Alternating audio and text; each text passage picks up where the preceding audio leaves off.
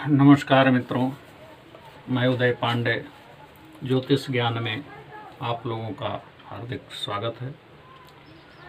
आज हम YouTube के माध्यम से हस्त रेखा में मंगल रेखा के बारे में कुछ संक्षिप्त जानकारियाँ देना चाहता हूँ। आशा करता हूँ कि आप लोगों को अच्छा लगेगा और कुछ जानकारी भी होने की संभावना है। आइए ब्लैक बोर्ड के सहारे आपको कुछ समझाने का प्रयास करता हूँ। ध्यान से देखें और सुनें। यह हमने हस्त रेखा बना रखा है। इसके अंदर सारा चिन्ह जो है बना हुआ है। इसमें कुछ अंक लिखे हुए हैं 1 2 3 4 5 5 6 7 8 9 10 11 12। ये सब अंकों का यानी क्षेत्र है। इस सब अंक के पास किसका क्षेत्र है, कौन से ग्रह का जगह है, स्थान है, उसे दर्शाता है। यह सुलभ आसानी के लिए हमने यह अंक दर्शा दिया है और उस अंक का क्षेत्र जो है हम यहाँ लिख दिया है। जैसे एक नंबर, यह हस्त रेखा में 1 नंबर जहाँ हो वह बृहस्पति का रेखा माना जाता है। 1 नंबर यह है तर्जनी अंगुली के नीचे, ये सामने वाला, यहाँ जो है बृहस्पति का स्थान माना जाता है। उसी प्रकार 2 नंबर, अब 2 नंबर हस्त रेखा में यहाँ है मध्यमा अंगुली के नीचे, तो यह क्षेत्र जो है शनि का क्षेत्र माना जाता है। 3 नंबर अनामिका अंगुली के पास में है, तो यह जो है सूर्य का क्षेत्र माना जाता है। उसी प्रकार 4 नंबर कनिष्ठा अंगुली के नीचे है, यहाँ जो है बुध का क्षेत्र माना जाता है। अब अंक 5 और 5, 2 5 है, यानी बुध के नीचे, देखिए यहाँ बुध का क्षेत्र है, इसके नीचे ये जो स्थान है यह जो है उच्च मंगल का क्षेत्र माना जाता है। और अंगुष्ठा के पास यह जो है यह क्षेत्र जो है यह निम्न मंगल का क्षेत्र माना जाता है, यानी मंगल का 2 स्थान है इस हस्त रेखा में। 6 अंक चंद्रमा का क्षेत्र होता है। 6 हमारा यहाँ है, यह क्षेत्र को हम चंद्रमा का क्षेत्र मानते हैं। 7 अंक शुक्र का क्षेत्र है, यह अंगुष्ठा में ही, यह साइड में यह जो क्षेत्र है इस शुक्र का क्षेत्र माना जाता है। और यह जीवन रेखा के बाहर राहु का क्षेत्र है। 8 नंबर ये दिया हुआ है, ये राहु का क्षेत्र है। 9 नंबर हस्तैली के नीचे की ओर यहाँ पे केतु का क्षेत्र माना जाता है। 10 नंबर यहाँ जो है प्लूटो का क्षेत्र माना जाता है। और 11 नंबर यहाँ हर्वल का क्षेत्र माना जाता है। और इस क्षेत्र को हम नेपच्यून के क्षेत्र कहते हैं। इसी प्रकार यह रेखा जो है हृदय रेखा माना जाता है। इसको हम मस्तिष्क रेखा कहते हैं। यह जो रेखा आया है इसे अंतः प्रेरणा रेखा या चंद्र रेखा भी कहते हैं। यह जो यहाँ से यहाँ ये रेखा आया है इसे शुक्र मुद्रिका के नाम से जानते हैं। यह जो सीधी रेखा आया है इसे भाग्य रेखा कहते हैं। इसको जो यह रेखा यहाँ से यहाँ तक है उसे जीवन रेखा कहते हैं। यह जीवन रेखा के अंतर एक छोटी रेखा है उसे प्रभाव रेखा कहते हैं। नीचे से जो एक रेखा ये आया है इसे जो है रति रेखा कहते हैं। और यह जो टेढ़ा रेखा है उसे मणिबंध रेखा कहते हैं। इसके अलावा इसमें कुछ बिंदुएं हैं, कुछ चतुष्कोण है, कुछ त्रिभुजाकार है, कुछ जंजीराकार है। इसका अलग अलग सब फल होता है जो कि हम अगले एपिसोड में आपको बताएंगे। तो आज हम संक्षिप्त मंगल रेखा के बारे में आपको बताते हैं।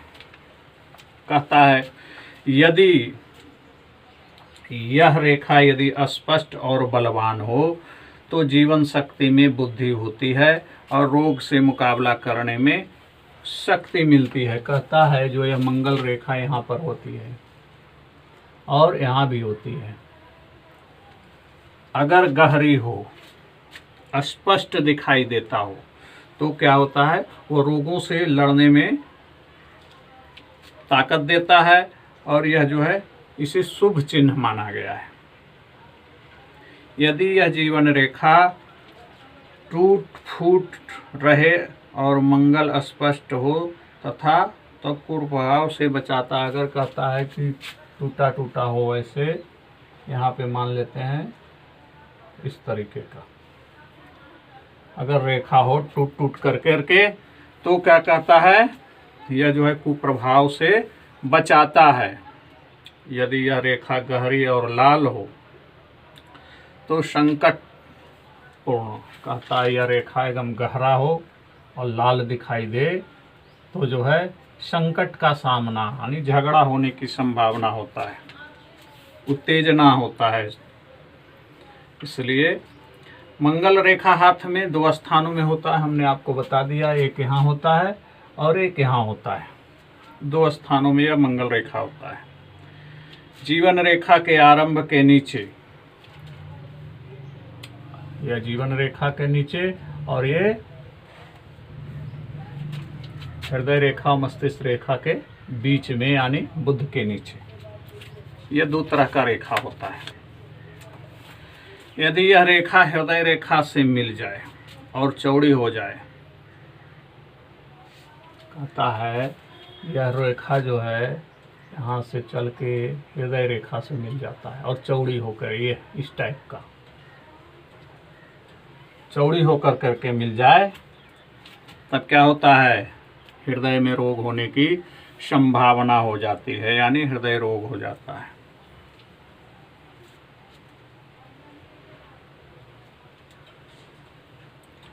कहता है यह रेखा अगर जो है छोटे छोटे टुकड़े नाखून के समान हो जाए, इस टाइप का,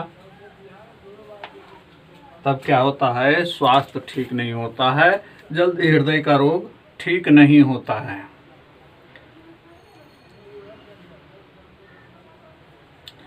और यदि यह रेखा नाखून के समान लंबी लंबी हो, इस टाइप का, तब जो है यह रोग फेफड़े का रोग उत्पन्न करता है, यानी ठीक नहीं होता है। अगर चिन्ह में कोई दीप हो तो क्षय रोगी होता है, दीप पहाड़ की तरह, इस तरह की, इस रेखा में यहाँ पे अगर दीप हो तो उसे क्षय रोग हो जाता है। ठीक है। यदि यह रेखा पर लाल धब्बा हो तब ज्वर की संभावना है। यदि इस रेखा पर लाल जैसा धब्बा दिखाई दे चिन्ह मोटा मोटा इस टाइप का, तब क्या होता है, क्षय रोग होता है। यदि यह रेखा लाल का धब्बा हो तो क्षय रोग होता है। यदि यह रेखा टेढ़ी मेढ़ी हो, सीधा नहीं हो, यह है मान लिया जाए इस टाइप का, टेढ़ा मेढ़ा हो, इधर से आ इधर हो जाए, टेढ़ी मेढ़ी रेखा हो, तब क्या होता है, मस्तिष्क से जुड़ी बीमारी यानी दिमाग का जुड़ानी, ब्रेन फीवर हो सकता है। अगर मस्तिष्क में दीप का चिन्ह हो, दीप अगर इस टाइप का चिन्ह हो जाता है उस रेखा पर, तब जो है वह निश्चय ही बीमारी होने का आभास देता है, निश्चय ही बीमारी होगा। यदि जीवन रेखा मस्तिष्क रेखा जंजीराकार हो तो उनके स्वास्थ्य में कठिनाई होता है। अगर यहाँ पे